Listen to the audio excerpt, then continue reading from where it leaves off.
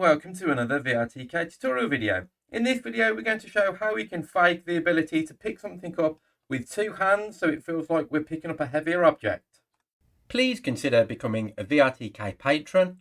There are plenty of membership levels to sign up at and it really helps to fund these videos.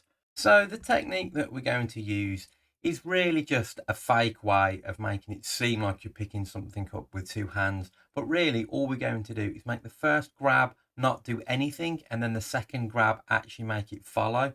So you have to grab with both controllers, but it will really just follow the second controller around. And to do that, simply on our interactable object, we select that. And then what we're going to do is change our primary action from follow to none.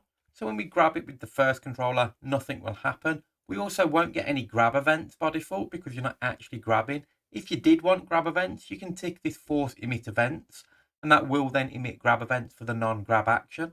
And then on our secondary action, all we're going to do is select follow, and we'll make sure the grab offset is set to precision point. And that's it. We've now set it up so when we grab with the first controller, it won't actually do anything, but when we grab with the second controller, we'll actually start following our controller around. So let's jump into the scene and we'll see that working. So now we're in the scene, we can see if I put one controller in and grab, nothing happens.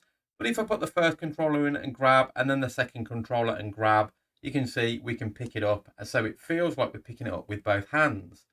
I hope this video has been useful to you. If it has, please consider subscribing to the YouTube channel. Leave any likes, dislikes, comments down below and consider becoming a VRTK patron. Thanks for watching and bye for now.